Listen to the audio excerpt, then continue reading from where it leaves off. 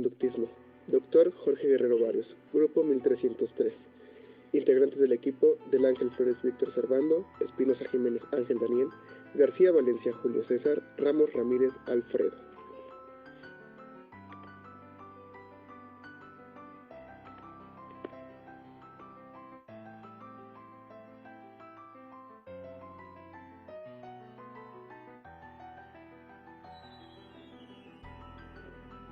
El pensamiento ha sido definido como si ocurriera en dimensiones distintas a la objetiva.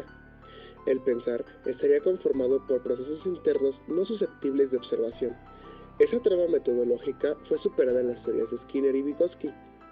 Skinner propuso la introducción de estímulos objetivos en la cadena de respuestas en el pensar, y Vygotsky enfatizó la paulatina intervención de instrumentos en la estructuración de la conducta del pensar, principalmente el lenguaje.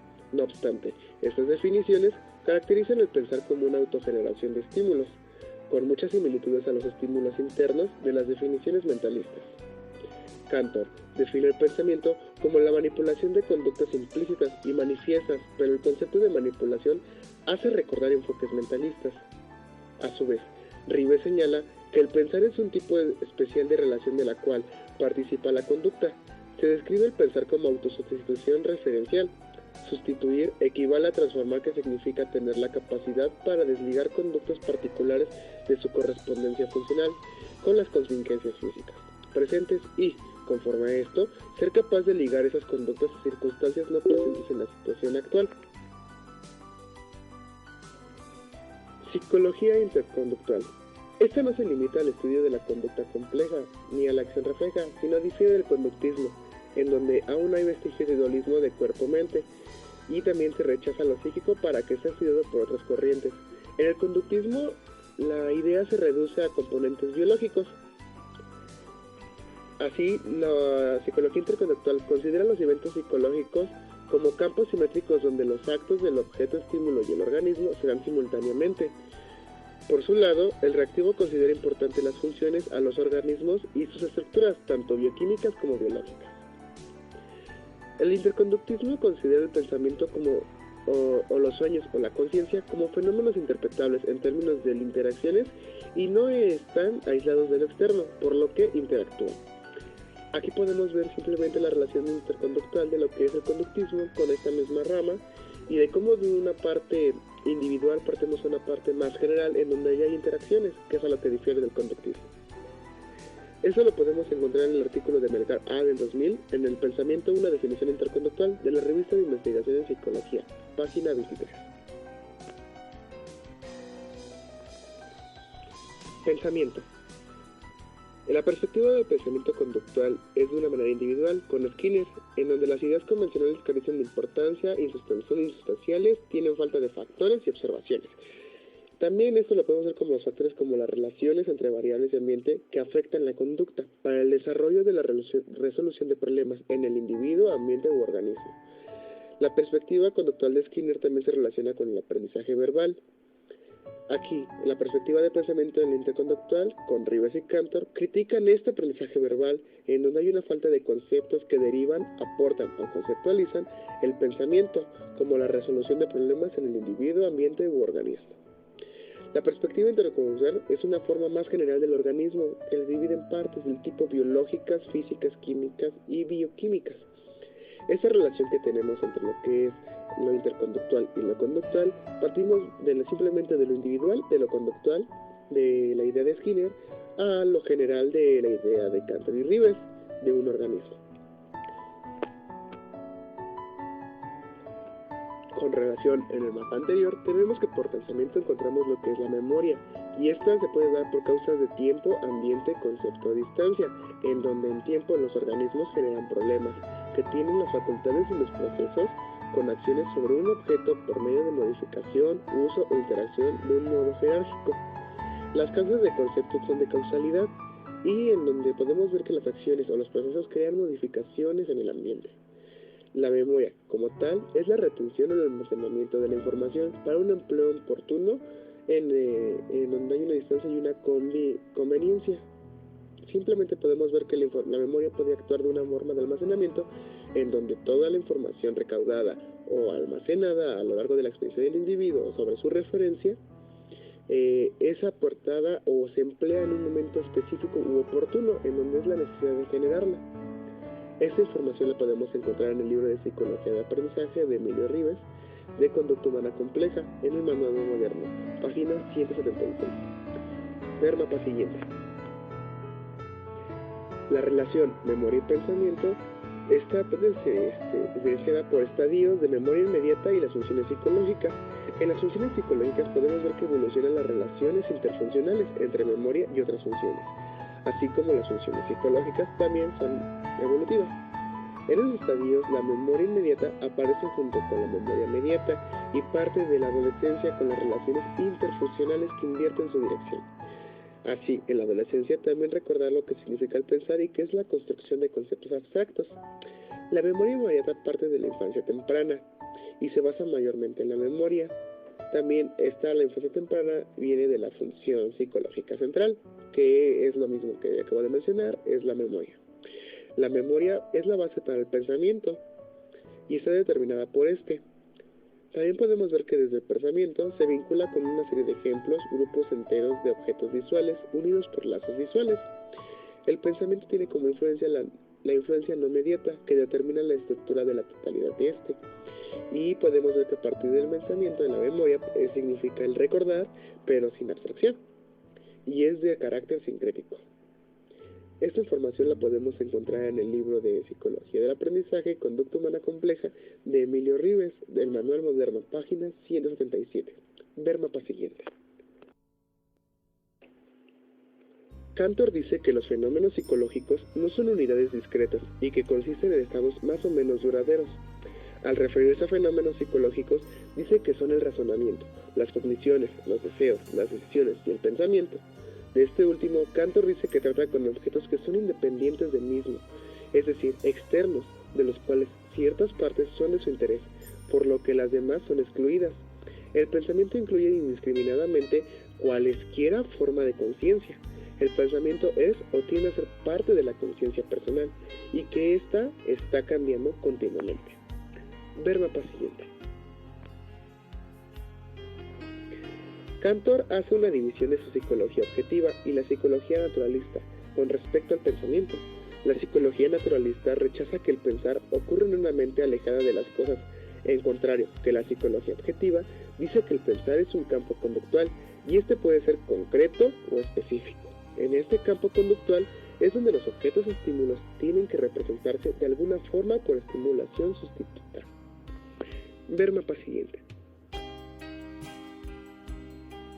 El pensamiento, según Ribes, nos menciona que el término es empleado para hablar de las características del comportamiento o de las relaciones de este. También nos señala que no es una conducta específica y postula que pensar no es una actividad, contenido o entidad adicional distinta a la conducta descrita. Esta no ocurre de manera autónoma y, como se acaba de mencionar, el pensar no es un concepto en donde se refiere a la conducta. Sin embargo, es una relación en la que participa esta misma. También, Ribes nos remarca que el pensar comparte muchos procesos con la conducta en general. Por esto, no tiene sentido hablar de pensamiento prediciendo conductas o identificándolo como un comportamiento especial o específico. El pensar, para identificarlo, hay que encontrar clases especiales de relaciones de este con la conducta general para poder lograr localizarlo. Esta información la podemos encontrar en el libro de la conducta gobernada por reglas de Ribes, de la editorial Trillas, México, página 177 a 201. Ver mapa siguiente. Ribes se plantea dos preguntas para definir el pensamiento, que son: ¿de qué forma se va a caracterizar el pensar como una relación especial en la que se encuentra implícita una conducta? ¿Y cómo se debe entender la conducta autosustitutiva? Esta pregunta la genera la definición de la anterior, que es la conducta autosustitutiva, entendiendo como conducta sustitutiva las interacciones entre individuos y eventos en la conducta de otros individuos, donde las contingencias individuales no dependen de las circunstancias físicas presentes. Por esto, la conducta sustitutiva equivale equivale a las contingencias sustituidas y consiste en una conducta convencional, que son respuestas y estímulos a sus productos. Esta conducta convencional transforma las situaciones contingenciales a las que responden uno o varios individuos, operando de dos formas, en la que los individuos responden a las contingencias situacionales presentes, en la primera con contingencias pertenecientes a situaciones diferentes y en la segunda con propiedades lingüísticas de la conducta, volviéndose dependiente de esta e independiente de otras. Esta información la podemos encontrar en el libro de la conducta gobernada por reglas, de Emilio Ribes, de la editorial Trías, edición México, página 177 a 201. Ver mapa siguiente.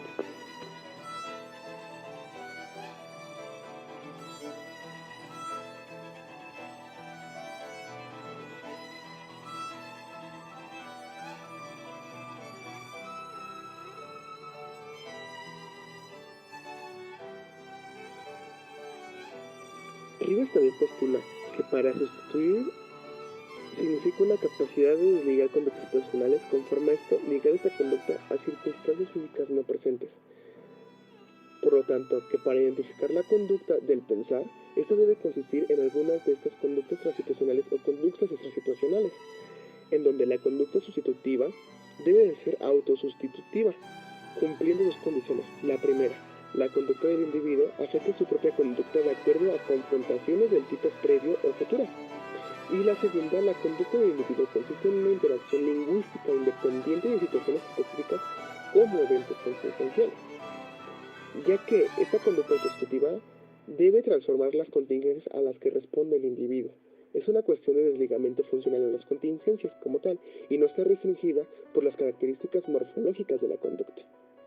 También podemos hablar del sustituir referido, que para sustituir el presente referido como una propiedad funcional respecto a transformación de las contingencias situacionales físicas presentes con la correspondencia funcional de su desligamiento en conductas situacionales, y estas como tales les ligar de la conducta en circunstancias físicas no presentes, solamente transferirlas por una respuesta lingüística.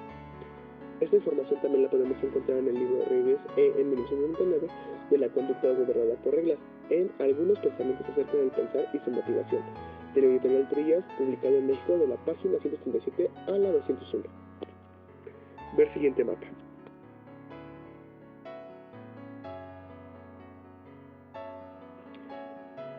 Ribes y López, en la taxonomía funcional de la conducta, nos separa lo sociológico, que está inmerso en leyes como la filogenia, la termodinámica y leyes sociales subordinales.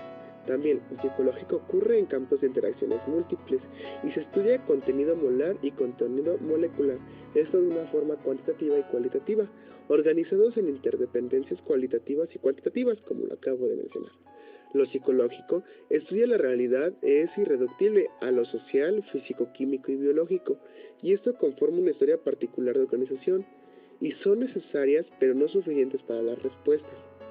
También, lo psicológico puede ser descrito solo a nivel operacional de observación y experimentación, y comprende de definiciones taxonómico-funcionales y operaciones.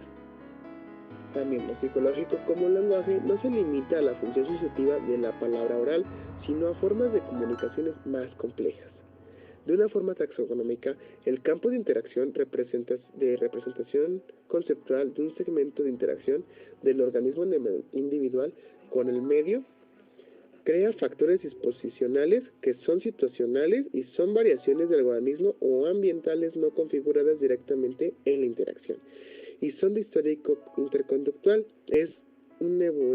Esto es de evolución del estímulo y de la biografía reactiva.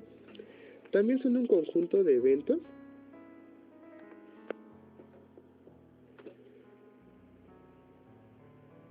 de dimensiones múltiples y no entran en contacto directo en la interacción, pero lo probabilizan. Esto quiere decir también que son eventos de naturaleza histórica. A su vez, el organismo neuronal con el medio se crea el medio de contacto y es el conjunto de circunstancias físico-químicas, ecológicas y normativas. También son relaciones recíprocas y de función estímulo-respuesta que interactúan en determinadas relaciones, formas cualitativas, y se subdividen en funciones de estímulos, función de respuesta, en estímulos, respuesta, objetos y eventos del estímulo, así como organismos y límites del campo. Esto quiere decir que la delimitación de la interacción que se analiza es una unidad biológica con cuerpos y acontecimientos físico-químicos.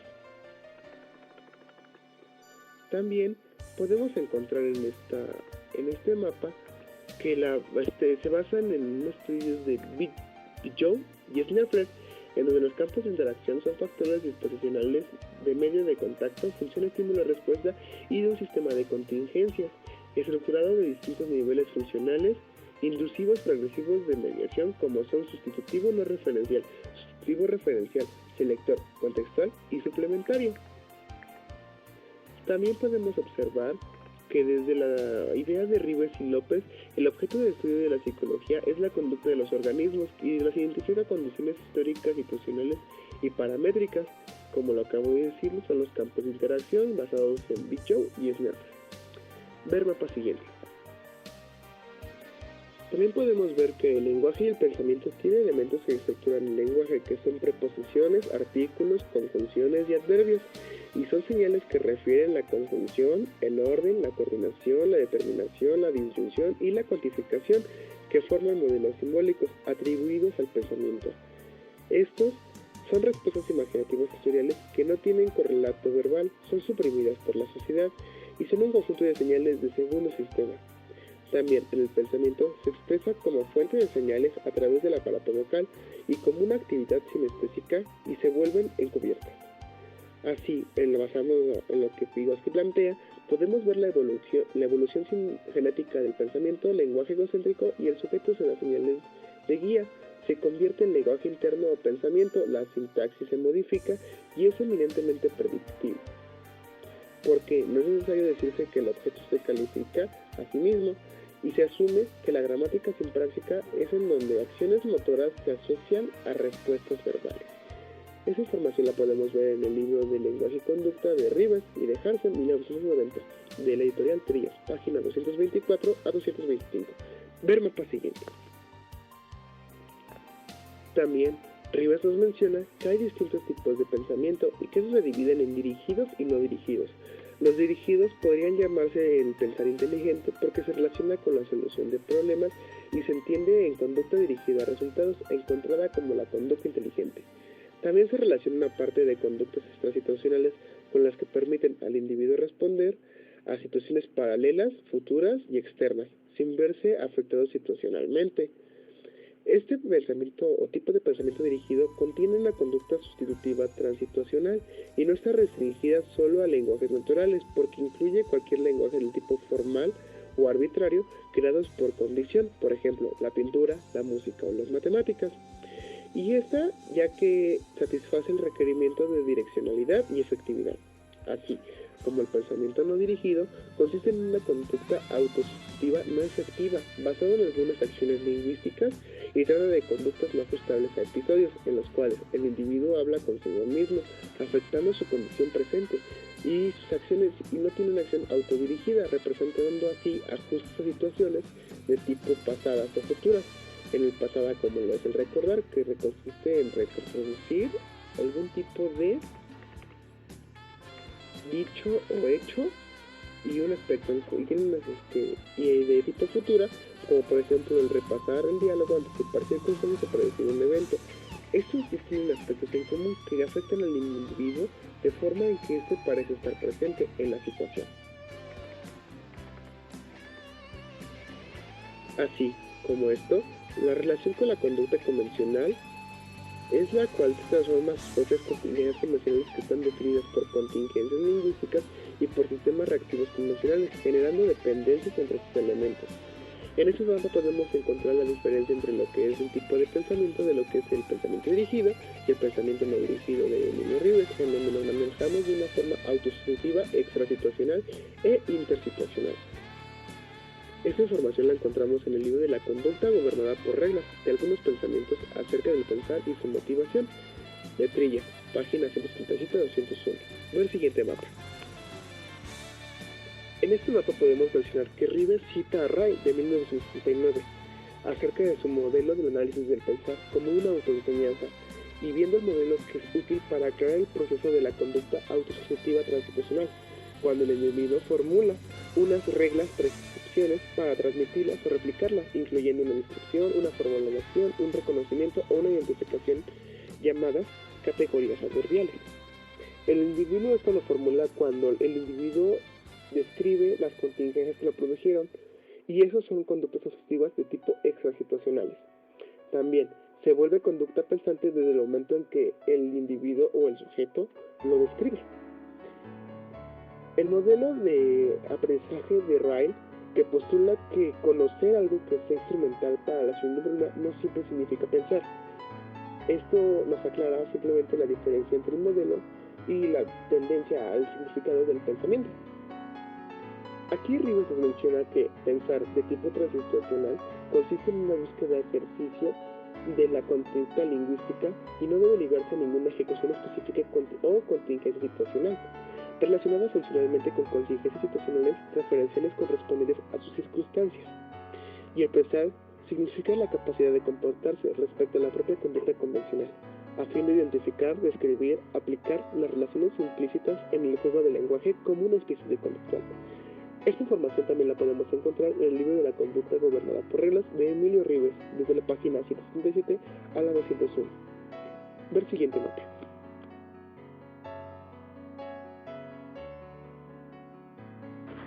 El pensamiento, desde una postura de Wittgenstein, nos menciona que el pensamiento no se puede mostrar y que es una expresión hecha ex proposición de tal manera que la podemos leer y la podemos escuchar.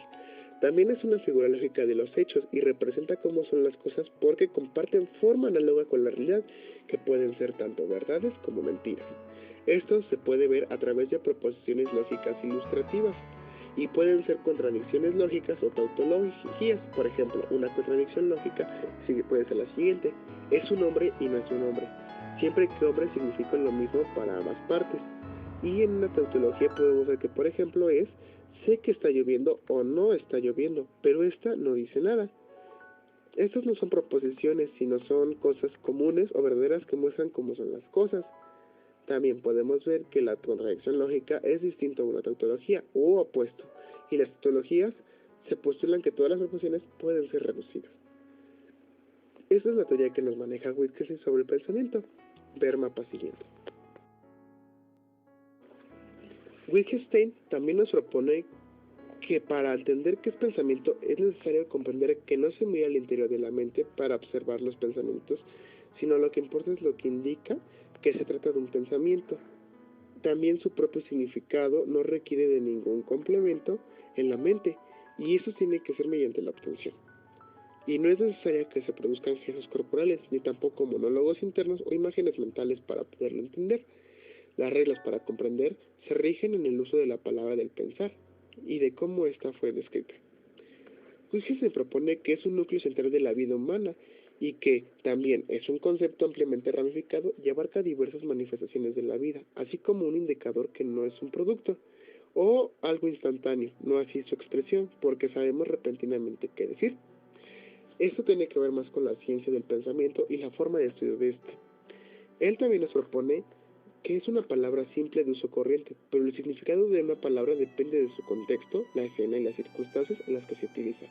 También se aprende en cierto tipo de circunstancias, y no es un proceso interno que comunicamos a través del lenguaje. Tampoco existen procesos de pensamiento puro y no se piensa con la cabeza. Aquí Wittgenstein nos menciona el tipo de lo que es el pensamiento y de cómo ha sido la referencia de este estudiada, que más que nada afecta al tipo del contexto, la escena o las circunstancias que nos envuelven en el desarrollo de este mismo. Esto debería ser bien planificado, ya que las distintas preposiciones o momentos en que se puede manejar la palabra pensamiento alteran su significado y por lo tanto no se puede saber como tal qué significa, sino más bien depende de la idea, el momento, la escena, el contexto o las variantes que se encuentren en ese momento sobre la idea de pensamiento, lo cual generaría una nueva referencia sobre él.